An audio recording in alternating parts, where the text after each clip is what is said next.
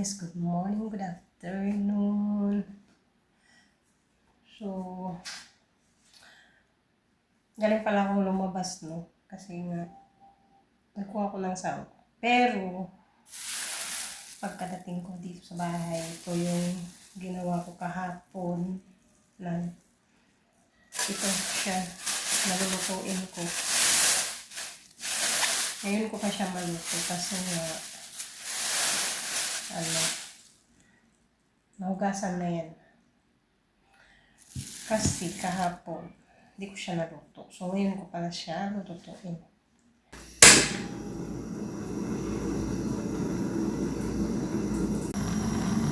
So, ayan, pakuluan natin muna siya. Saka natin ihalo yung gulay. Gikan panig Pinas, guys.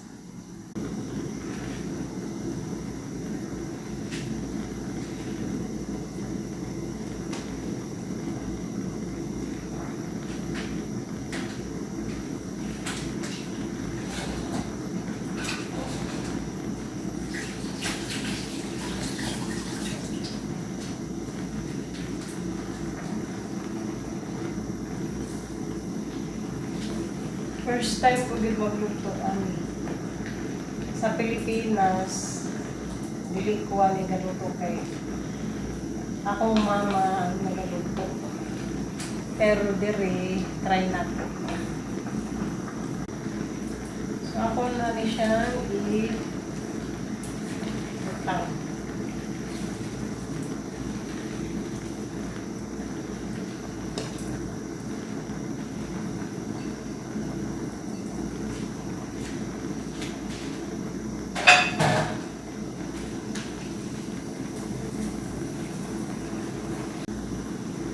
Kani siya, magamay gapon ni siya nga dito. Liit lang din yan. So, hayaan ko muna siya. Sangkuban ko na yan. Mag-mix, tagsinultihan, Kalagan, Binisaya, Tagalog. So, yun na nga guys. Kay kahapon, ako lang na siya i-prepared. Kay karoon lang ako siya natuon. Kaya di na po matuloy yung bisita ko kahapon. Pero wala di ay. Wala na siya ning hapit din sa balay kay naman ko'y gilakawan. Nagkatukog batha. Kaya nagpatahi ko. Nagpatahi nga yung uniform. So, matambok tayo for today's video. Mataba tayo for today's video. Ayan guys. So, yun. Kaya pag abot na ako dire, pagkagaling ko kanina ng batha, pag abot na ako dire, lutuin ko na siya. So, hindi na, yung bisita po, dapat may bisita ko ngayon, pero, siya, di na daw siya hapit dire. Itagaan na lang ko yung 60 real. So, thank you so much sa 60 real mo. Kasi kinain ko yun sa bata guys. Salamat. So, chika-chika tayo habang pinapakulo natin. Yan na nga. So, malayo pang pinanggalingan nito mga zay. Kasi sa Pilipinas pa mga zay. Pasensya na kayo sa kusina ko. Kasi medyo makalat. Maraming gamit. So, yun. Pinapakuluan natin yan. Try natin kung marunong talaga akong magluto. So, ato may siyang butangan ko magic sarap. Para masarap. Kagaya mo, masarap.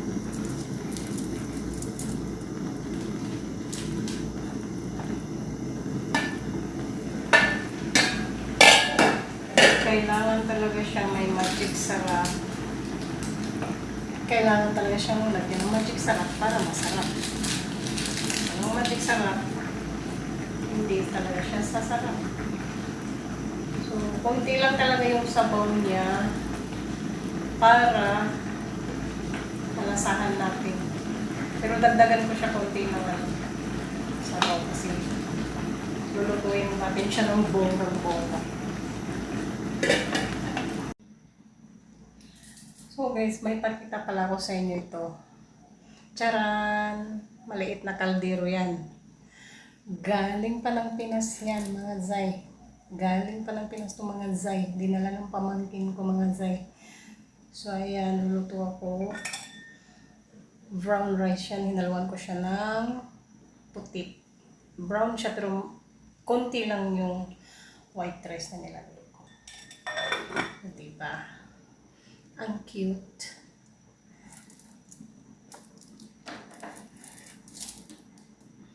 Ayan siya. Cute siya. Hinihintay natin yan. Pinalit ko lang yung apoy niya para malutong-luto siya. So, hintayin na lang natin para kainin. So guys, may pakita pala ako sa inyo ito. Charan! Maliit na kaldero yan. Galing pa ng Pinas yan, mga Zay. Galing pa ng Pinas itong mga Zay. Dinala ng pamangkin ko, mga Zay. So ayan, luluto ako. Brown rice yan. Hinalwan ko siya ng puti. Brown siya, pero konti lang yung white rice na nilalagay ko. Diba? Ang cute.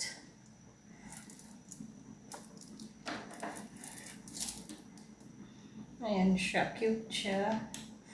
Hinihintay natin yan. Pinalit ko lang yung apoy niya para malutong-luto siya.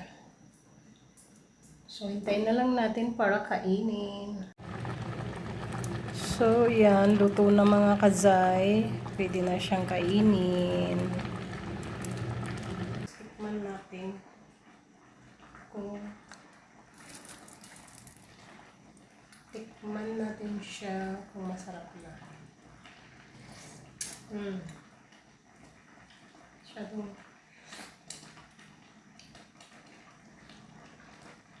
dapat hindi ko na nilagyan ng maraming asin. Medyo napaalat siya. Masarap guys. Pwede nang kainin.